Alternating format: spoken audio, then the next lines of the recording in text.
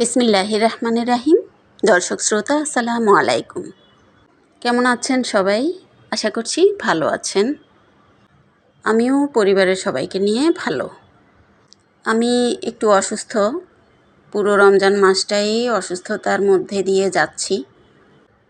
এরই মাঝে একটা রোজা আমি রাখতে পারিনি।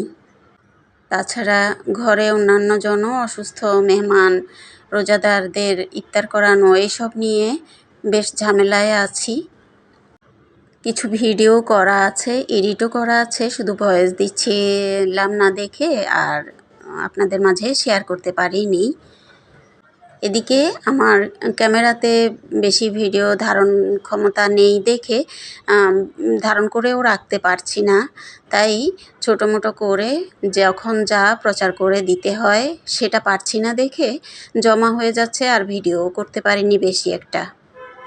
আজকে আমি আমার ডাইনিং টেবিল সহ রুম পুরোটা ডিপ ক্লিনিং করে সুন্দরভাবে আবার গুছিয়ে সাজিয়ে নিয়েছি। পুরো রমজান মাসে বলতে গেলে প্রতিদিনই নতুন নতুনভাবে সাজানো হয়, নতুন জিনিস বের করে তারপরে ব্যবহারের জন্য নেওয়া হয়। এই যে শরবতের গ্লাসগুলো, ছেলে মেয়ে সবার পছন্দ এই গ্লাস শরবতের জন্য, তাই এটা পার্মানেন্টলি নামানো হয়েছে। এর আগে অন্য আরেকটা সেট ছিল, ওটা সম্ভবত 2-3 দিন ব্যবহার করা হয়েছে শুধু। গ্লাস রাখার ট্রে সহ পুরোটা আমি ভালো করে পরিষ্কার করে ধুয়ে নিয়েছি, শুকিয়ে এখন গ্লাসের ট্রের মধ্যে গ্লাসগুলো রেখে দিয়েছি। ব্যবহারের এই গ্লাসে আমরা পানি খাই আর কি, ওগুলো।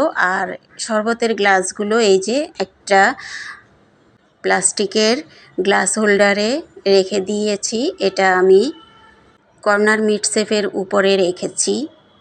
পাতিলের স্ট্যান্ড এবং প্লেটের ম্যাটগুলো ও এখানে সুন্দরভাবে রেখে দিয়েছি। এখান থেকে নিয়ে বিছানো হবে, কারণ কি এগুলোর ব্যবহারের আগে ইফতারের আইটেমগুলো রাখা হবে, তো সেজন্য বেশি ঝামেলা হয়ে যাবে। আমি সেজন্য আলাদা আলাদা করে রেখেছি, যাতে এখান থেকে নিয়ে যখন দরকার তখন ব্যবহার করা হয়। 4টা গ্লাস ট্রেতে রাখার কারণে লবণদানিটা ওইখানে আর জায়গা হয়নি। তাছাড়া লবণদানির তো এখন আর তেমন ব্যবহার হচ্ছে না, তাই এটাও এখানে এনে সাজিয়ে রেখেছি। এখানে মিডশেপের উপরে যে একটা রেক্সিন দিয়েছিলাম, এটা দলা হয়ে যাচ্ছিল দেখে বারবার এটাকে টেনে টেনে ঠিক করে দিচ্ছিলাম। প্লেট ম্যাটগুলো নতুন যেগুলো আনা হয়েছিল গত বছর, ওগুলো ব্যবহার করার জন্য ছেলে মেয়ে দুজনই বলাবলি করছিল। তবে আজকে আর বের করিনি, ওগুলো পরবর্তীতে সাজানো হবে, যেভাবে শেয়ার করব। আজকে এভাবেই করে রেখেছি। ভেতরে প্রথম তাকটার মধ্যে ইফতারের সমস্ত আইটেম কাটাকুটি করে যে রাখা হয়, বাড়া হয়, সেই পাত্রগুলো এখানে রেখেছি। এই মিডশেপটা পাতিল রাখার জন্য যদিও বানিয়েছিলাম, একেবারেই ছোট পাতিল রেখে জায়গা হয় না আর অন্য কিছু রাখার, সেজন্যই আমি কাঠের নতুনটা বানিয়েছিলাম, যার কারণে এখন এটা এই কর্নারে রাখা হয়েছে। আর এটাতে ইফতারের সমস্ত আইটেমগুলো ব্যবহার করার জন্য যে বের করেছি তা রাখি। আমার সংসার জীবন শুরুর দিকের প্লাস্টিকের এই গ্লাস স্ট্যান্ডটা, ওটা এখনও ব্যবহার করছি। তবে রমজান মাস দেখে এখন ব্যবহার করা পড়ছে। আমি ট্রেতে সাধারণত এই যে পানির খাওয়ার গ্লাসগুলো রাখি, তো শরবতের গ্লাসের জন্যই ওই স্ট্যান্ডটা নামানো হয়েছে। আমার ভারী শখ গোল্ডেন কালারের ওই মুভিং গ্লাস স্ট্যান্ডগুলো একটা নেওয়া, ব্যবহার করা। আজকে 3 বছর যাবৎ আমি অপেক্ষা করে আছি, এখনও সময় সুযোগ হচ্ছে না, কিনতে পারছি না। আবার ভাবি এর আগে যেটা প্রয়োজন ওইটা আগে কিনে ব্যবহার করি। এইরকম করতে করতে 3-4 বছর পার হয়ে গেল, এখনও অপেক্ষা করে আছি, ক্রয় করে ব্যবহার করব ইনশাল্লাহ। আমার ডাইনিং স্পেসের ডাইনিং টেবিল সহ মিডশেপ, কর্নারের মিডশেপটা সহ সব কিছু যেভাবে আজকে ঝেড়ে মুছে পরিষ্কার করে সাজিয়ে নিয়েছিলাম, সেটার ফাইনাল লুক দেখিয়ে দিয়ে এখন আমি পাকের ঘরে চলে এসেছি, রান্নাবাড়ার আয়োজন করব। তার চেয়ে আজকে গুছগাছের জিনিসগুলোই বেশি দেখাচ্ছি। এখানে চায়ের ব্যবহারের কাপগুলো আমি এভাবেই রেখে দিয়েছি। এখনও ওই স্ট্যান্ডটা লাগানো হয়নি। এই বাসায় আসছি পর্যন্ত চায়ের কাপ ব্যবহার করার জন্য আমাদের কিন্তু আলাদা র্যাক আছে, এখানে সেট করা হয়নি দেখে এভাবেই ব্যবহার করি। এই যে আরও একটা ছোট্ট স্টিলের র্যাক জানালার মধ্যে লাগিয়ে দিয়েছি। এটার মধ্যে ছোট ছোট জিনিসগুলো যেমন চা বানানোর ছাঁকনি, ছুরি, কাঁচি এগুলো রেখেছি। একটা জালি কাটতে বসেছিলাম আজকের সেহরির জন্য।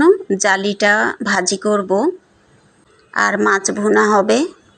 এই পাশে অন্য দুটো মিটসেফের যে দুটো তাক ব্যবহার করা হয় সব সময়, ওই জিনিসগুলোই আবার গুছিয়ে নিয়েছি এইভাবে করে। ফাইনাল লুকটা দেখিয়ে দিচ্ছি। এখন কিছু ফল এনেছিল, সেগুলো গুছিয়ে রাখবো। ওইদিকে রান্না বাড়ার জন্য সব কুটা বাছা ধোয়া মোছা করে সুন্দরভাবে ফিটপাট করে রেখে এসেছি। এখন এগুলো গুছিয়ে আমি গোসল করে নামাজ সেরে তারপরে এবার পরের কাজ করব। এগুলো হচ্ছে এই সিজনের প্রথম আম আনা আমাদের। দুটো কাঁচা আম আনা হয়েছিল, সাথে অন্যান্য ফল ফ্রুটগুলো সব আমি এখন গুছিয়ে রাখবো। ইফতারের জন্য যা কাটা হবে বাকিগুলো এই ঝুড়িটাতে রেখে দিচ্ছি। এই কাঁচা আমগুলোর একটা দিয়ে ভর্তা করা হয়েছিল, টক ছিল খুব। দর্শক শ্রোতা ভাই বোন বন্ধুরা, আপনারা যারা যারা আমার ভিডিওটি দেখা শুরু করে দিয়েছেন, একটা লাইক দিতে ভুলে গেছেন, প্লিজ একটা লাইক দিয়ে শেষ পর্যন্ত দেখে যাবেন।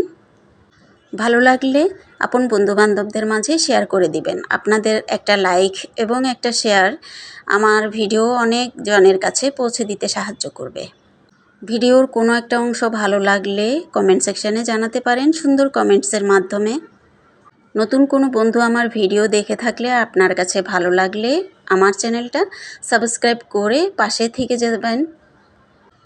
আর এই সমস্ত কাজগুলো আপনারা যারা যারা করে নিয়েছেন আপনাদের সবাইকে অসংখ্য ধন্যবাদ জানাচ্ছি। ফল ফ্রুটস এইসব জিনিসপাতি আমার ঘরে বেশিরভাগ খাওয়া হয় রমজান, আবার রমজান ছাড়াও। ভাজা পোড়া তেমন একটা খাওয়া হয় না আমাদের ঘরে, তবে রমজানে বেশ ভালোই খাওয়া হচ্ছে। দিন বেছে বেছে আর কি, না হলে অসুস্থ হয়ে পড়ে সবাই। এখন হচ্ছে বিকালের দিক দিয়ে আসরের পর টাইম। এই ফল ফ্রুটগুলো প্রতিদিনের মতো আমার মেয়েটা কেটে নিয়েছে, আর এখন সবাই মিলে এগুলো সার্ভ করে নিচ্ছে। গত কয়েকদিন আমার ছেলে এবং আমার হাজব্যান্ড ইফতারের দাওয়াত পেয়েছিল। ওরা বাইরে ইফতার করা হয়েছে দাওয়াতে আর কি, আমরা মা মেয়েই করেছি। অনেক দিন পর আজকে ঘরের সবাই একসাথে ইফতার করব। সবার জন্য আনন্দ মনে ভাই বোনে মিলে গুছিয়ে নিয়েছি ইফতারগুলো। যা যা আইটেম আমি কিন্তু দেখিয়ে দিচ্ছি। ওরা দুই ভাই বোনে এক এক দিন এক একটা মেনু ঠিক করে বাহিরেরগুলা যেগুলাকে ক্রয় করতে হয় তা আর কি বলা বলি করে ওরা পছন্দ করে আনিয়ে নেয়। আজকে অন্থন আর হচ্ছে সবজি মুরগি মিশানো আর কি রোল, ওগুলো আনা হয়েছে।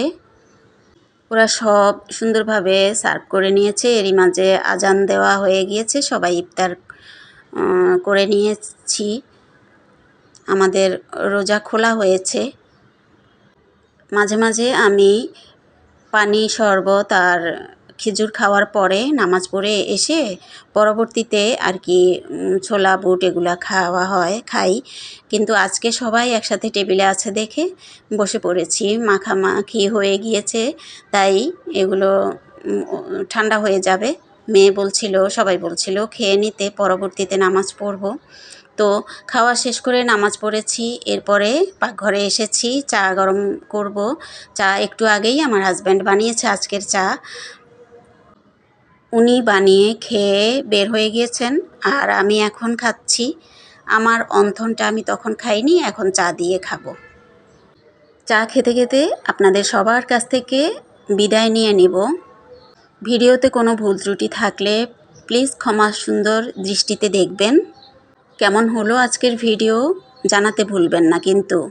আগামী ভিডিও দেখার আমন্ত্রণ জানিয়ে আজকের মতো বিদায়। আল্লাহ হাফেজ।